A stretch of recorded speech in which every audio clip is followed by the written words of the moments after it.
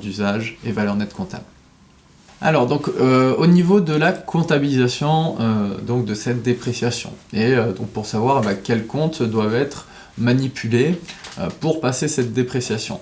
Donc au niveau de la logique, on est sur exactement la même logique que les amortissements. Donc ça vous le connaissez, c'est débit d'un compte de charge, donc un compte de classe 6, et crédit donc d'un compte d'IMO.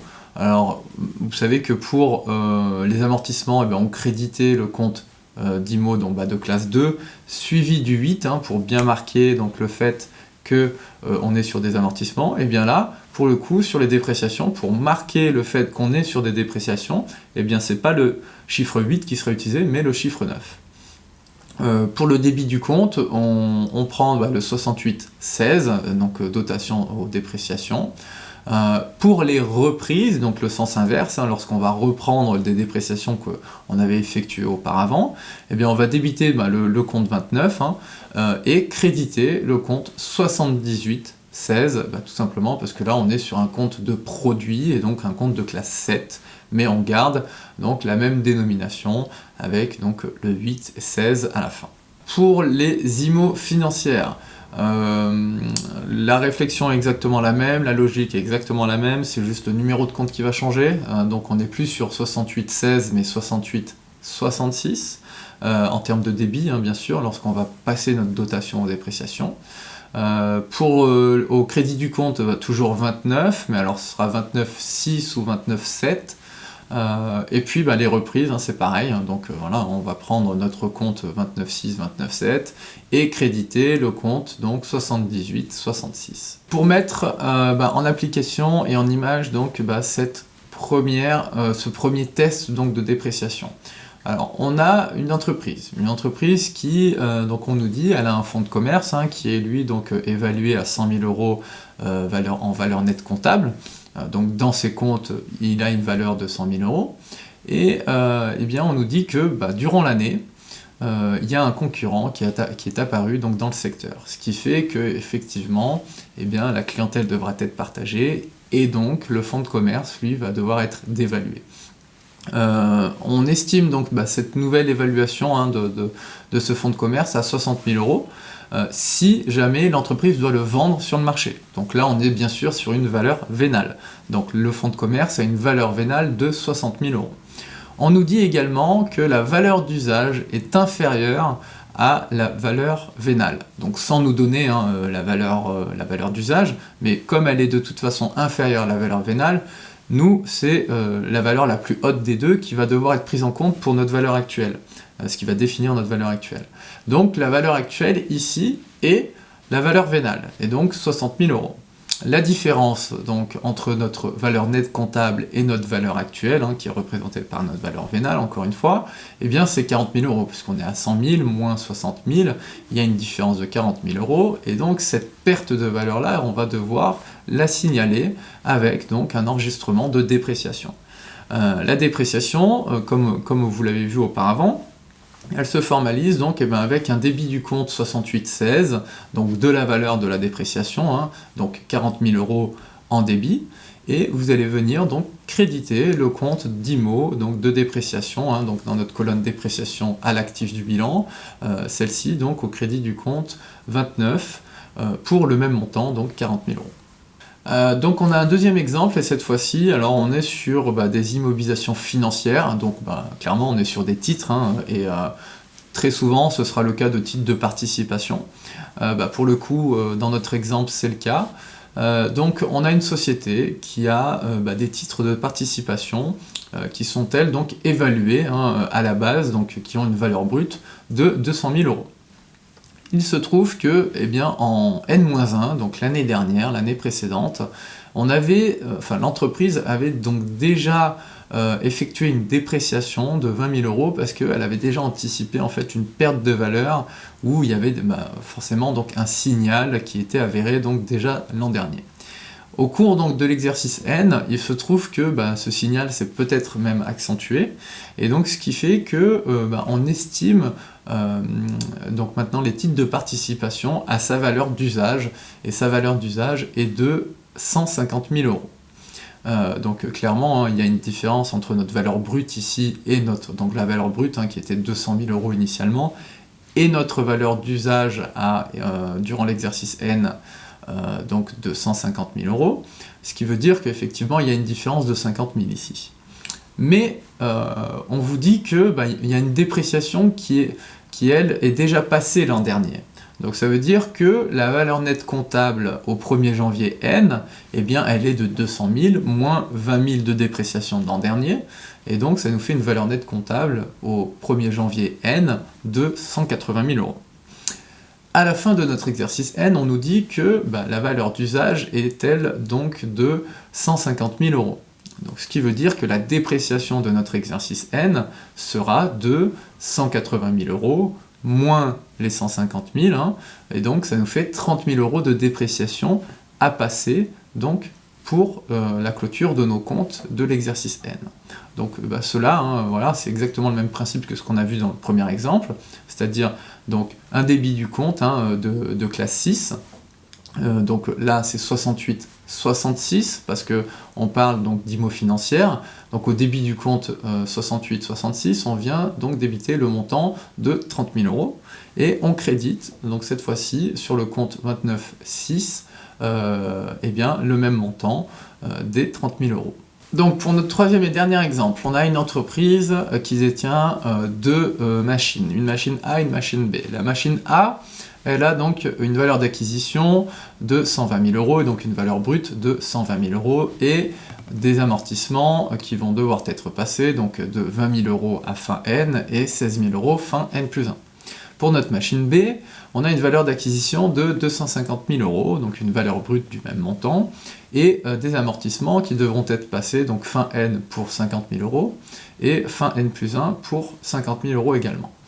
On nous dit une information supplémentaire liée à un nouveau concurrent donc, qui arrive sur le marché, et ce qui donne donc une perte de valeur liée à ces machines-là. Donc on a un premier test de dépréciation à effectuer sur notre machine A. Donc cette arrivée du nouveau concurrent fait que finalement on a une valeur vénale qui est elle donc à 80 000 € et une valeur d'usage à 60 000 €.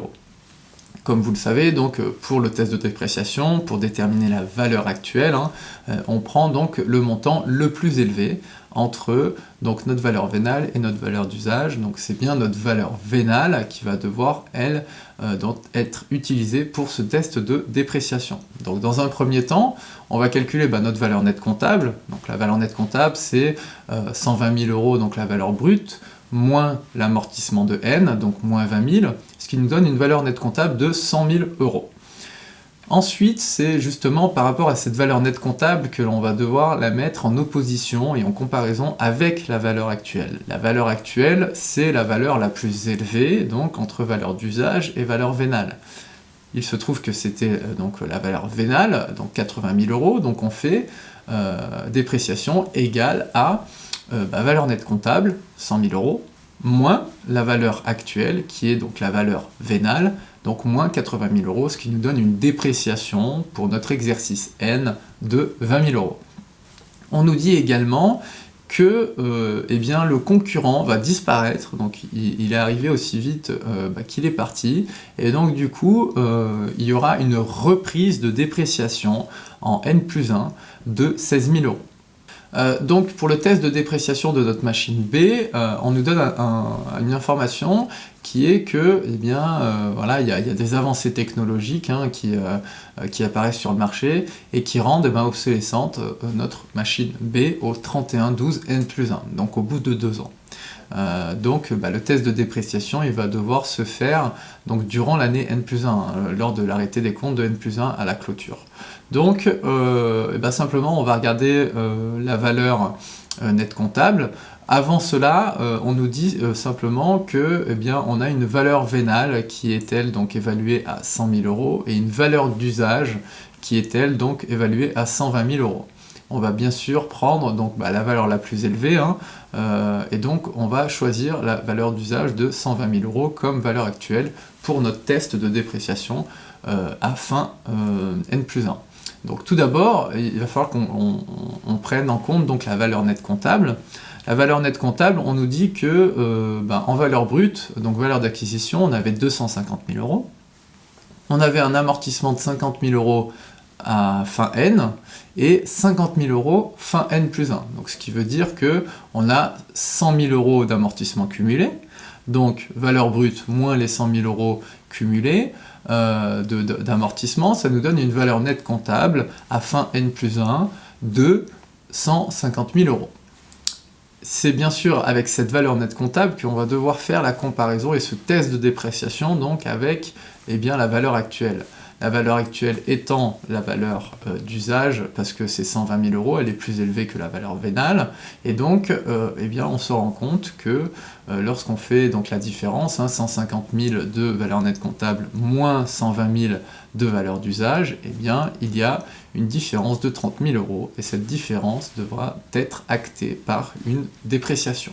Alors, concernant l'enregistrement comptable, simplement, ce que l'on va devoir faire, donc, on garde la même logique que ce qu'on a vu donc, depuis le début, c'est-à-dire tout le temps donc, débiter un compte de charge qui est lié donc, aux dotations dépréciation, et créditer donc, le compte d'immobilisation, mais de dépréciation, donc toujours le compte 29. Donc pour les montants, les montants on vient de les préciser lors de nos différents exemples, et donc ce qu'on fait, c'est qu'on suit donc notre logique de débit de compte de charge, crédit de compte d'IMO, mais d'IMO de dépréciation, donc le compte numéro 29, et donc on fait ça pour chacun de nos items. On n'oublie pas bien sûr qu'il y a une reprise qui nous avait été donnée, donc une reprise de 16 000 € pour la machine A, et qui doit être effectuée donc, durant l'année N plus 1. Donc maintenant on arrive à la modification donc, du plan d'amortissement. Alors pourquoi ? Simplement parce que la dépréciation, donc les dépréciations différentes que l'on a pu effectuer, font en sorte que la base amortissable, elle, sera diminuée donc, du montant de la dépréciation pour repartir donc, sur une nouvelle base amortissable et un nouveau plan d'amortissement. Donc, c'est ce qu'on va voir tout de suite avec, donc, en image, un exemple. Donc, pour cette fameuse révision de plan d'amortissement, on a un exemple, donc une entreprise qui a une machine donc, pour une valeur brute de 120 000 € et pour laquelle elle l'amortit sur 6 ans linéaires, donc 20 000 € chaque année. On nous donne donc un indice par rapport donc, à notre valeur actuelle, donc une valeur vénale qui est telle de 60 000 € et une valeur d'usage de 40 000 €. Simplement, donc ça c'est dû à l'arrivée donc d'un nouveau concurrent donc, sur le marché, sur le secteur, et il arrive donc durant l'année N plus 1. Donc c'est bien fin N plus 1 que l'on va devoir effectuer ce test de dépréciation. Donc pour le coup, ce que l'on va faire, c'est de calculer notre valeur nette comptable à fin N plus 1. Donc nous avons 120 000 € de valeur brute, moins 20 000 € d'amortissement de N, moins 20 000 € d'amortissement de N plus 1, donc ce qui nous donne 40 000 € d'amortissement cumulé, et donc ça nous donne donc 120 moins 40 est égal donc à 80 000 € de valeur nette comptable à fin N plus 1. On nous dit que notre valeur vénale est de 60 000 € et valeur d'usage de 40 000. Donc on prend la valeur la plus élevée entre les deux, ce qui nous donne donc une valeur actuelle de 60 000 €. Et donc valeur nette comptable à fin N plus 1 moins notre valeur actuelle, ça nous donne donc 80 000 moins 60 000, et donc 20 000 € de dépréciation à passer pour fin N plus 1. Donc pour la suite, ce qui va se passer en fait, sur ce changement donc, de plan d'amortissement, c'est que la base amortissable, à partir donc, de début N plus 2, elle va devenir non pas la valeur brute initiale, mais la valeur nette comptable de l'année précédente, où on a effectué donc, notre dépréciation. Donc ce qui veut dire que notre nouvelle base amortissable est de donc 60 000 €.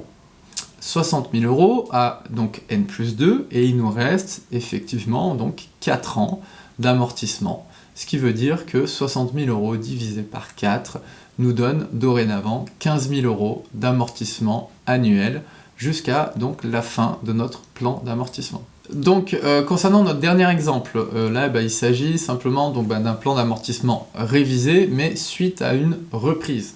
Donc pour faciliter la chose, on va reprendre exactement le même exemple que celui qui a été cité précédemment. On avait une machine de 120 000 € qui était, elle, amortie sur 6 ans, donc on avait 20 000 € chaque année, mais on avait une dépréciation donc, qui était arrivée fin N+1, et donc ce qui nous donnait, donc amortissement cumulé de 2 années, donc 20 000 plus 20 000, 40 000, plus les 20 000 de dépréciation, donc ça nous faisait 60 000 € finalement, et donc ça nous donnait une valeur nette comptable, une valeur nette comptable de 60 000 € à fin N+1, et donc on avait vu qu'on repartait donc, sur ce montant-là pour notre base amortissable, donc à partir de N+2. Pour cet exemple-là, durant N+2, il n'y a pas un événement particulier, donc simplement on fait 60 000 € moins les 15 000 € donc, d'amortissement pour notre exercice N+2, ce qui nous donne une valeur nette comptable de 45 000 €. Pour notre exercice donc N+3, c'est là où on va effectuer notre reprise. Pourquoi ? Parce que le concurrent vient de disparaître. Et donc, il n'y a plus lieu d'être d'avoir donc une dépréciation. Il va falloir qu'on reprenne la dépréciation. Donc simplement, ici, vous voyez qu'on nous dit que la reprise, elle est de 20 000 €. Donc, on avait 45 000 €. 45 000 € donc, de valeur nette comptable, on enlève l'amortissement de l'année, donc pour l'exercice N+3, ce qui nous donne logiquement une valeur nette comptable de 30 000 €, logiquement. Mais on a une reprise, et on nous dit une reprise de 20 000 €. Donc si je prends la reprise de 20 000 €, j'arriverai à une valeur nette comptable de 50 000 €. Mais c'est là où le bas blesse, c'est-à-dire qu'on ne peut pas en fait rehausser notre valeur nette comptable jusqu'à 50 000 €, parce que si on prend donc simplement le plan d'amortissement de base, sans la dépréciation et sans la reprise, eh bien fin N+3, on aurait eu en fait une valeur nette comptable de 40 000 €. Donc, suite à tous ces effets-là de dépréciation et de reprise, lorsqu'on fait la reprise, on n'a pas le droit d'avoir une valeur nette comptable supérieure à ce qu'elle aurait été, donc sans tous ces changements-là.